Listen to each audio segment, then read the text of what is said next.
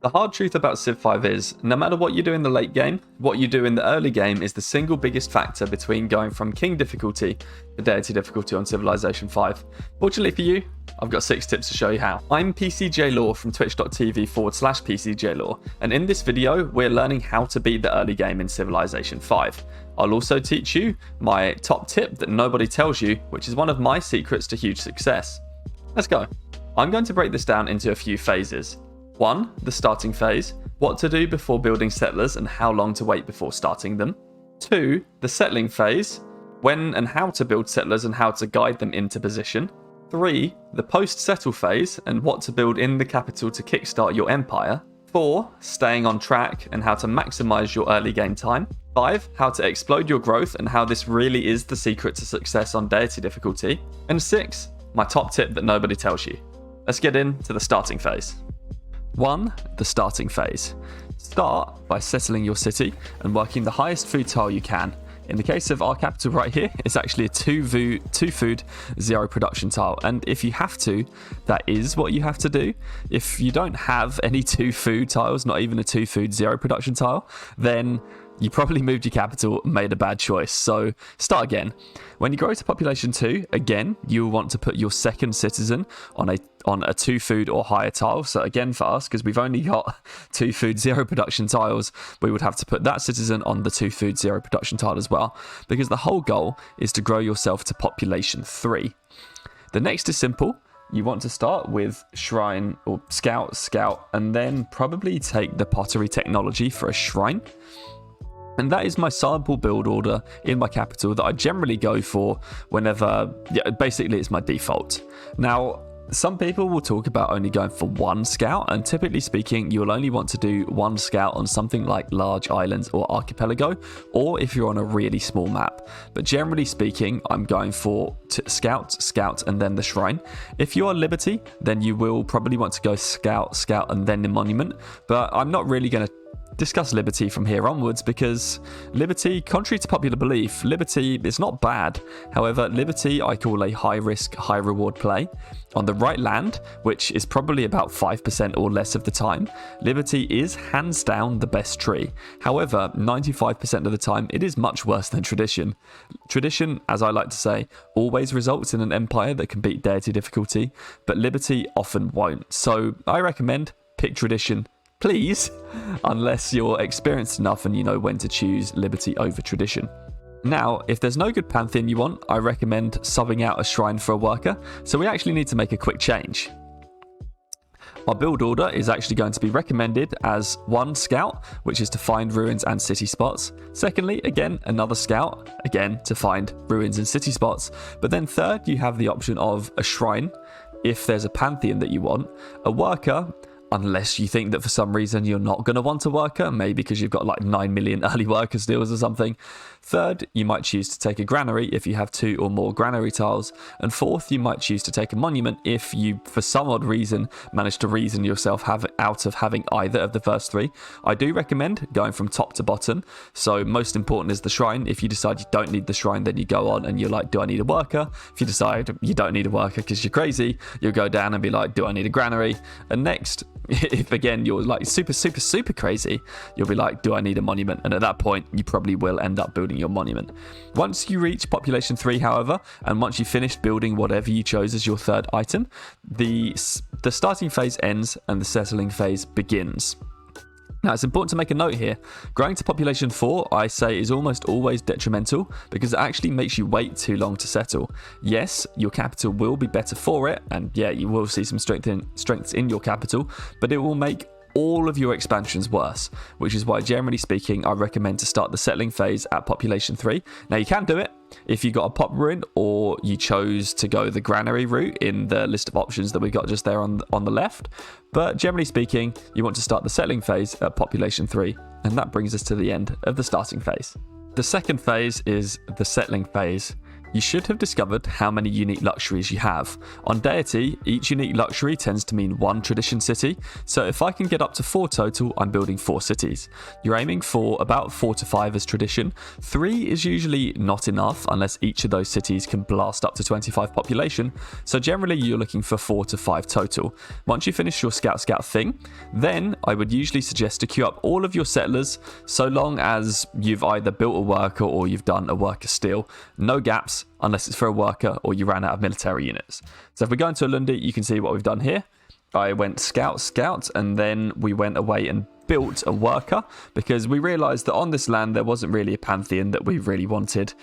You'll see that we could have chosen a faith pantheon, which is +1 faith, +1 culture from silver or gold. So we've got silver here as our regional, but it's really, really hard for us to work all of the silver. In fact, generally speaking, if I'm getting anything out of the pantheon, you're looking to get most of it out of the capital, particularly if you're in the early game. So because we only got 1 silver in the capital, there wasn't really any pantheon that we wanted. So we went down and argued ourselves for a worker instead. Because we haven't even stolen a worker yet, and we probably will just go ahead and steal this worker from Mombasa right here, that means that we can go straight into settlers because we don't need workers. And so in the capital, we've queued up settler, settler, settler. That's because we count 4 unique luxuries. We want the whales over here in the west. We have our dyes and our silver, and we want these truffles over here in the east. There's this nice mountain range blocking off Washington, which means that we should be able to get a settle down for the truffles. We might even be able to snatch the cocoa up here as well. And it looks like that we can do that. There is a skill Dorado in here. That's why we've got 596 gold. But I've made sure not to use it so that this start maintains some authenticity with our city-state meats and stuff. We did just go away and buy this cattle, so we actually had a 3 food tile. Although you'll notice we're not working anymore because we're building settlers. The next trick is to ask, how do we get all of these expands down without losing them to barbarians? Because if we take a quick look again at our setup, you can see that we've got a massive wide open set of land that would be quite difficult to control. And the trick is that you need to have your 2 scouts and your warrior. That's why it's so important to build those 2 scouts initially as well. So the first thing you do is you need to start by making sure that you've actually saved these units, and then make sure you've got a unit fully healed at the capital for when the settler finishes. Once the settler finishes, you want to use that unit to guide the settler into its spot. And if you expected heavy barbarian trouble for your settler, by the way, then you probably want to make sure to have your warrior ready to do the escort over the scouts. The next trick is to actually, how do you actually use the scouts to get these things into position? Because some of you may have found that you find it really difficult for your scout not to die. And the trick is this 4th point here, which is to never attack a unit. You only want to take hits, you don't want to deal hits. Your unit will last more turns if you don't attack, and it's the turn count that actually determines whether your settler gets in place or not. I mean, think about it. Your settler, it's got to find that amount of time to move from A to B. The longer your scout lasts, the more of a chance you have to get your settle in place. So you don't want to attack, you only want to defend, because your scout actually lasts more turns that way. Finally speaking, if you can't go through because you can't attack anymore, we've told you that you shouldn't attack, then you have to go around. In England, we've got a saying that comes from a famous football song, which is actually quite naturally true for Civilization 5, which is that there's only one way to beat them, and that's round the back. So if you find that barbarians in the way, go straight around them. I promise you it'll be easier than losing your settler. The next thing you need to know then is what to build first in your expansions. As tradition, the monument, which is usually top priority, is free, otherwise you would start with the monument. So generally speaking, I would always start with the granary, unless I have a ton of good bonus resources, at which point I would start with the worker. So your expand build order is going to be number 1, the granary. Second, number 1, the granary. We'll talk now about the library. The library is actually only needs to be timed with your slowest library, and it needs to be built in time for the National College. So if another city is actually being slow, then you don't need to build your library second, because you've already started with the granary at first. And if you find that your city is then much faster than your slowest city, you should have time to fit a worker or a trade route in second before you then need to go on and build your library. Now the question is, why do we do granaries first? And granaries go first because the granary is what's needed to make your city not terrible, and they allow to build internal food trade routes. Typically speaking, your city, your expansions, they're going to be rubbish until they've built their granary, because they just can't grow quick enough, or they just can't work production. So you want to start with the granary first. However, and this brings us to the final point that I've got to make, is You can start with a worker if your city has a bunch of good bonus resources, and that's because the bonus resources enable your city to not be terrible.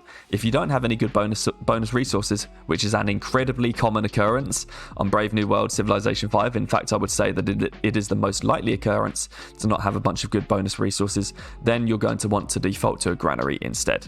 And that's the rule that I use. That brings us to the end of the settling phase, so next we need to move on to the post-settling phase. Third is the post-settle phase, and with this phase we need to know what to build in the capital after settlers, and fortunately it's fairly straightforward. What I like to do is go for what I've got lined up here: worker, then pull in the granary, then grab a caravan, and then probably perhaps go for another worker after that.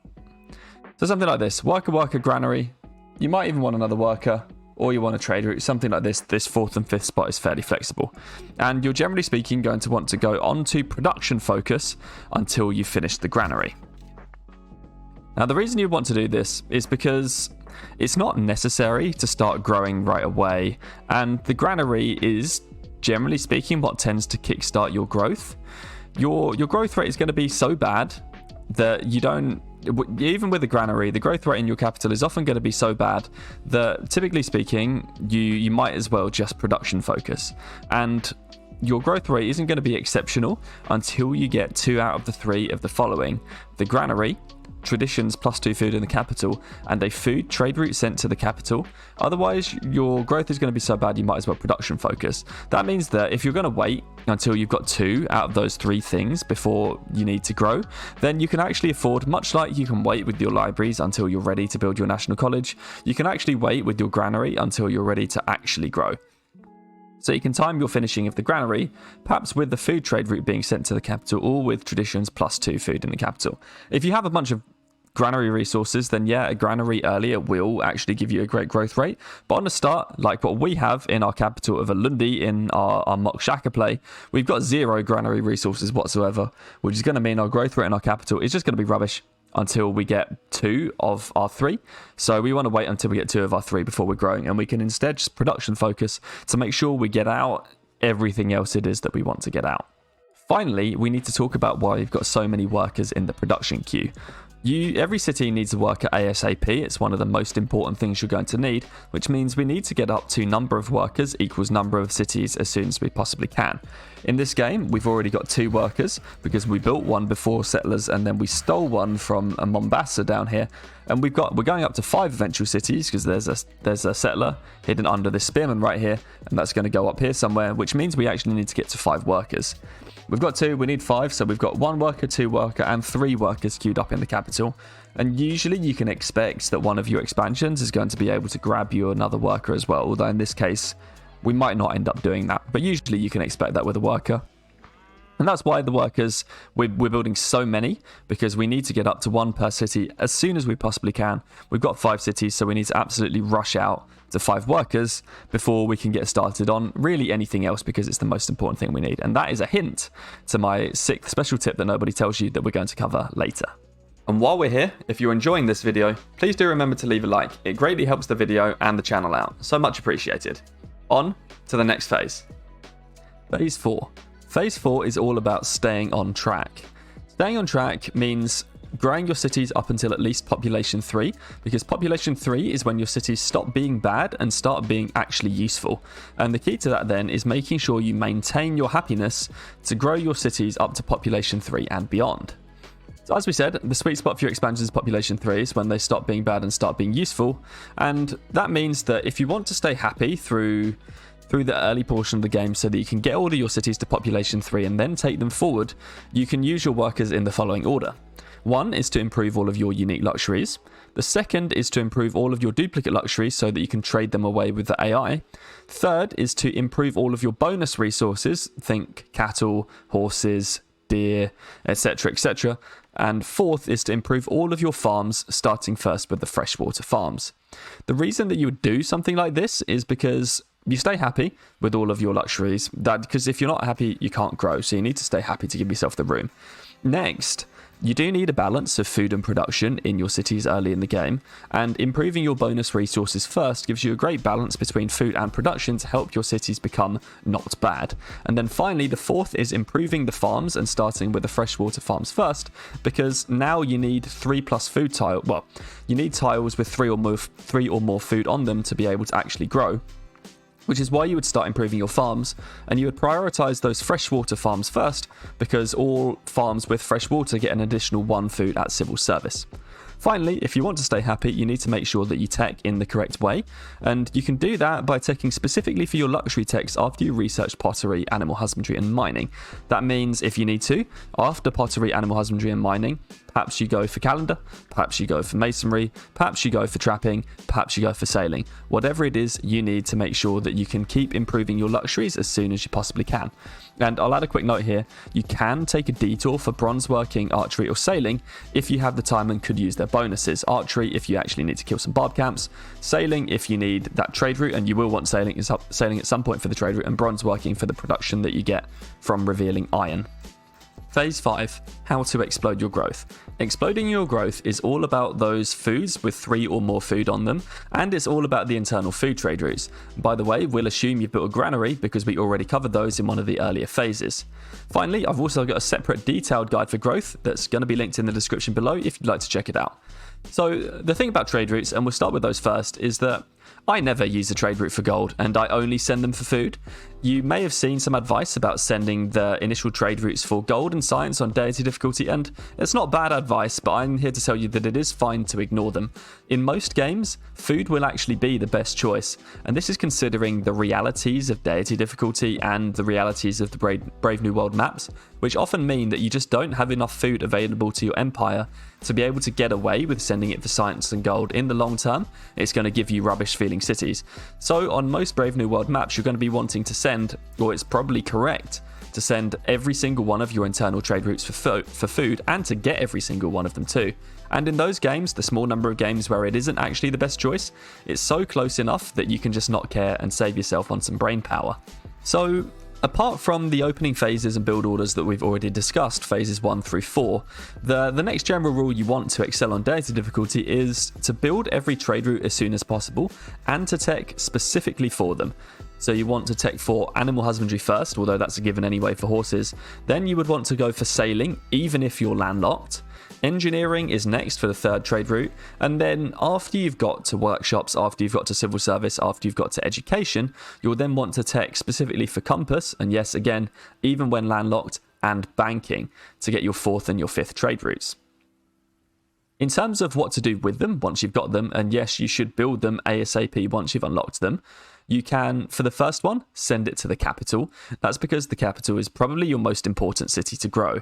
Without sending a food trade route to the capital, your capital is going to build your national college in a super slow time, and if you have any dreams of building any wonders whatsoever, I promise you're going to want that extra population that you've gained from sending an internal food trade route to your capital.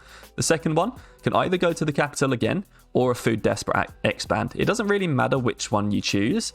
I generally err towards the capital whenever you don't really know which one to choose, but if you've got a food desperate expand, you'll benefit from getting that expansion of food trade route sooner rather than later. A classic way that I use my second trade route is as I have done in the example game that we've been looking at, I founded a 4th expansion or a 5th city as tradition before the National College, because that city has an additional monument to build on top of everything else. Sending it that food trade route helped give it the kickstart it needed to not just totally slow us down through the early game. The 3rd trade route can go to whatever you didn't choose in number 2. It's a bit overkill to send all of your first 3 trade routes to your capital, and almost always you'll have founded at least one city which desperately needs the food help, which means that you are going to want to send this 3rd trade route there if you didn't send it there second. Your 4th and 5th trade routes, they come a little bit later on in the game. You're talking about unlocking compass and banking somewhere between turn 90 and turn 100 usually, so a little bit late.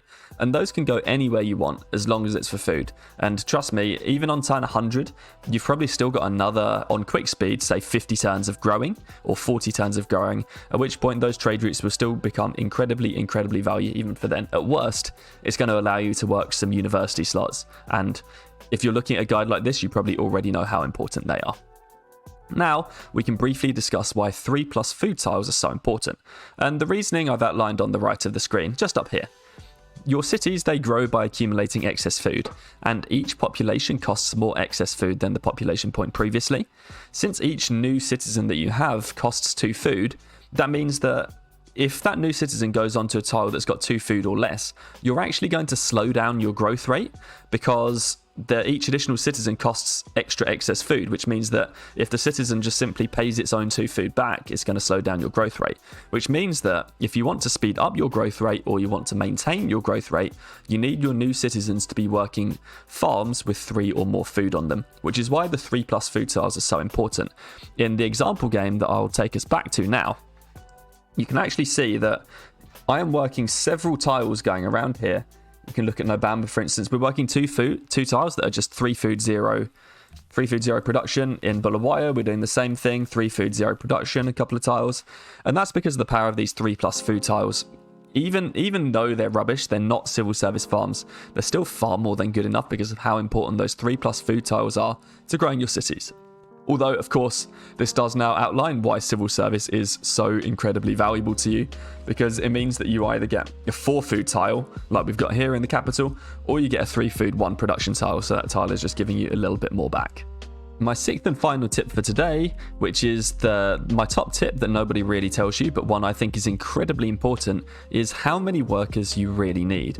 And the number that I say is your number of workers that you need is 2 times the number of cities minus 1. Not 1 worker per city, as you may have heard, not 1.5 workers per city, as you may have heard. You're looking up to 2 times the number of cities minus 1. So on 3 cities, you're looking for 5 workers. On 4 cities, you're working for 7 workers. And on 5 cities, you're working for 9 workers, because 2 times the number 5 is 10, minus 1 is 9 workers.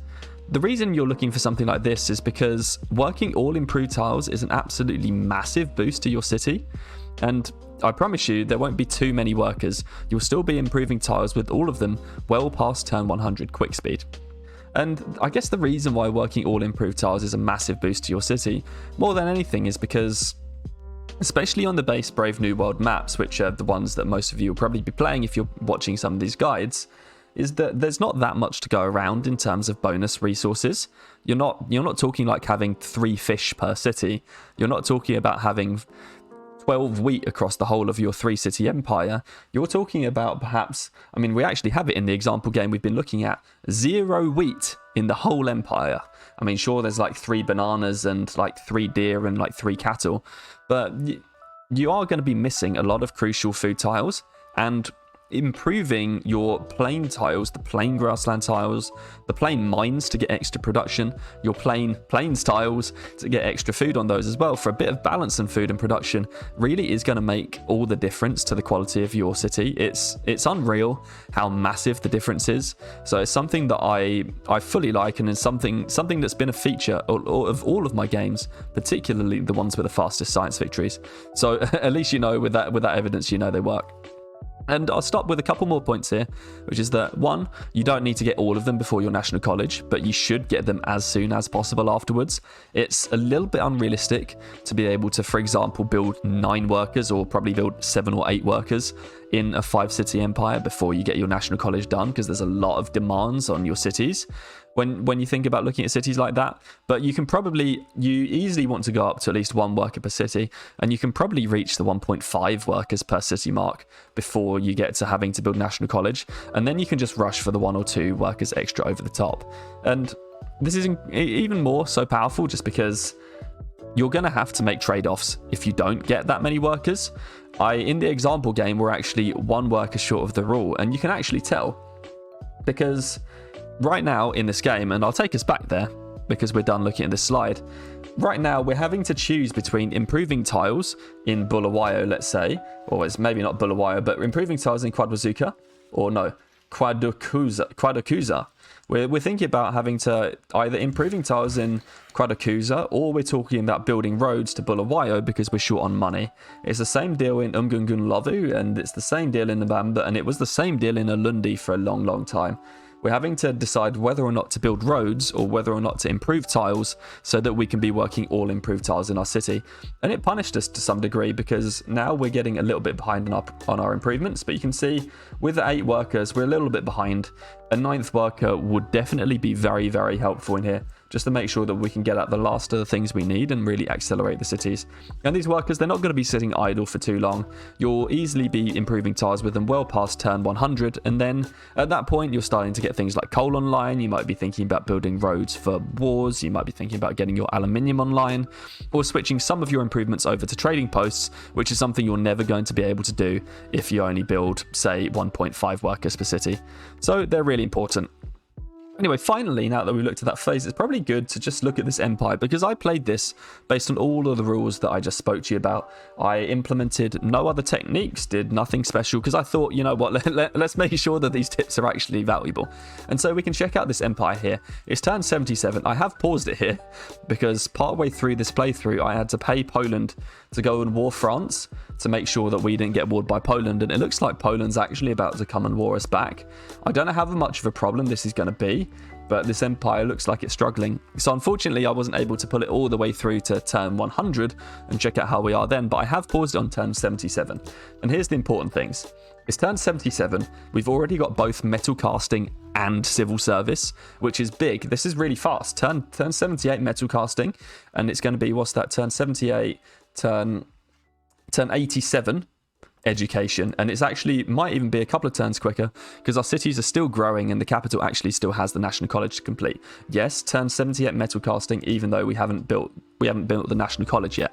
And that is 100% because of following all of the growth tips. This empire, it doesn't look that special. It does have a reasonable amount of river, so it has decent food, all things said and done between it. But if you look, we've already got 42 population in this empire, and my benchmark on turn 100 for a 5-city empire is to have 55 population or more. To me, that benchmark, we only need 13 extra population, and our cities are growing. I think the slowest city is growing at 6 turns per population point right now, which means that we've got 23 turns left. So let's say that each city only grows 3 population points each. That's probably on the low end of estimate of where this empire would get to, and that would take us 15 plus 42 is 57 population. We'll get there easily by turn 100. So this empire has totally managed it. As I said, when I was talking about the 6th tip, we are short of 1 worker. There's only 8 workers instead of 9 workers, and that's just an unfortunate side effect actually of having to build. All of these cities have already built all of their circuses and colosseums except for the 1 circus that you can see remaining right there. Because it was 5 cities on 5 luxuries and we only have 4 copies of our regional luxury, this silver down here will eventually be the 5th. It's meant that happiness has actually been pretty tight, so we've been having to rush circuses and colosseums throughout the entirety of this playthrough just to make sure that there was more room to grow, but we are being rewarded for it. And you might wonder where all the rest of the happiness is going to come from, so we quickly walk through that. We've got 42 population right now. We've got 3 happiness left, which means that we can grow up to 45 population. We've got a Colosseum coming, which gives 2 more happiness, so we can grow up to 47 population. We can then build the Circus Maximus for 5 more happiness, and that'll take us to 52 population. Because we've got tradition, the 10th population point in every city is free, which means that Nobamba, Kwadukuza, Umgungunlavu, and Bulawayo can each grow to pop 10, 4 more population points. That takes us to 56. And when we get the silver run line, that will allow us 1 more trade with the Deity AI and allow us to get all the way up to 60 population before we have to worry about running out of happiness. So there we have it. This empire has got more than enough happiness, despite the fact that it is 5 unique luxuries on 5 cities and eventually 5 copies of the regional luxury. It does have some circus cities, which I guess is a bit of a bonus to it, but otherwise it's nothing really special. And we're hoping by the time we get to population 60, we can either look to build something like zoos, or we put our spy in Colombo to see if we can take Colombo in as a city-state ally before the time comes. So here we go, another demonstration of just how following all of these tips can easily result in a really nice 5-city tradition Deity empire. And there we go, the Deity player's guide to how to beat the early game on Civilization 5. What do you think? And what did you learn during this video that you didn't know before that you're glad you did now? You can let me know in the comment section down below. If you enjoyed this video, please do remember to leave a like. It greatly helps the video and the channel, so much appreciated. And if you want to hear about any more videos uploaded from me, then you can click the subscribe button, turn on notifications, and find out when the next videos are uploaded. I'm PCJ Law from twitch.tv/PCJ Law. The link is also in the description below. Thanks for watching, and I'll see you next time.